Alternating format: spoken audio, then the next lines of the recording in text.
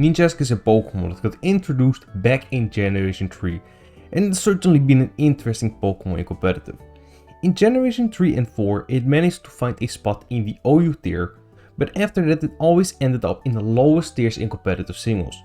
That being said, Ninjask was able to find a niche in the tier with the strongest Pokémon in all the broken legendaries, this being the Gen 4 Ubers tier, and actually performs better in that tier than Gen 4 OU. So what is Ninjask's niche in Gen 4 Ubers? Ninjask itself is overall not a good Pokémon at all. It has a super high speed stat of 160 base, making it the second fastest Pokémon in the tier, underneath Deoxys speed of course. Aside from that, Ninjask has a decent base attack stat of 90, but its other stats are super bad. Its typing is super bad too, as it offensively gets walled by steel types and is also 4 times weak to Stealth Rock. Despite this, Ninjask has some qualities that gave it a unique niche in Gen 4 Ubers as a lead.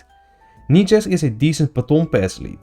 Baton Pass is a move that switches out the user to a selected team member, but passes all stat changes and stuff like Substitute to that Pokemon. This pairs well with Ninjask's ability Speed Boost, giving it a free boost to its speed stat every full turn it's on the field, allowing Ninjask to pass speed boosts to its teammates and set them up for a potential sweep. Ninjask also has the move Sword Stance, boosting its physical attack, which can be used alongside the speed boost to a Pokemon like Rayquaza or Groudon.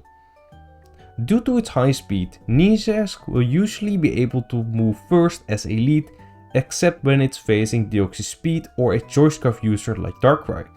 When it is able to move first, it can use Substitute to prevent it from dying, as it is super frail. When using Substitute multiple times, Ninjask is able to stall out turns and build up speed boosts. With a Lychee Berry, using Substitute 3 times will bring it in the range of activating the berry, giving it an attack raise, allowing Ninjask to pass the speed boost and an attack boost to a teammate. Ninjask usually wants to use Substitute the first turn it's on the field, but there are exceptions against certain leads. When facing Deoxys Speed or Mew, it is better to go for a X-Scissor to deal massive damage while they go for a taunt. When facing Scarf Darkrai, Protect can be used to avoid a Dark Void or run it KO from Dark Pulse and build up a speed boost to outspeed. Sword Dance can also be used as an alternative to Protect to potentially slip in a Sword Dance against a lead that does not attack you up front, while Leftovers can be used as an alternative to Lychee Berry to set up more subs and pass more speed boosts. Due to Ninjask's frailty, it is susceptible to strong priority moves despite being as fast as it is. For this reason, it can run 108 EVs in defense to guarantee that extreme speed from leads like Rayquaza and Deoxys attack will never do more than 75% of its health, giving Ninjask an opportunity to at least get off 1 sub and pass 1 speed boost and attack boost to a teammate and more if you are using Protect. An alternative to the lead set is a set with Focus Sash as the item and using both Sword Stance and Protect and getting rid of Substitute. This set has a higher risk but also a higher reward.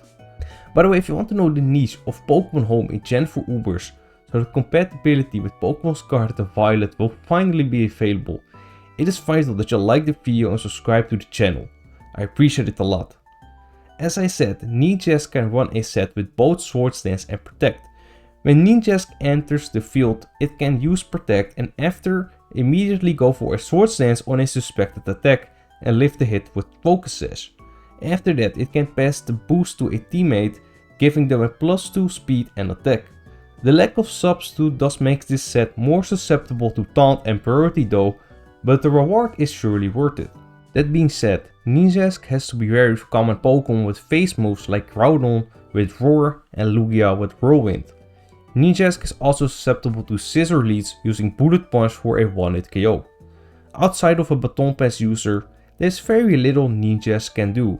Life Orb and Choice Band sets are very weak and rely on Dig for coverage to hit steel types like Dialga.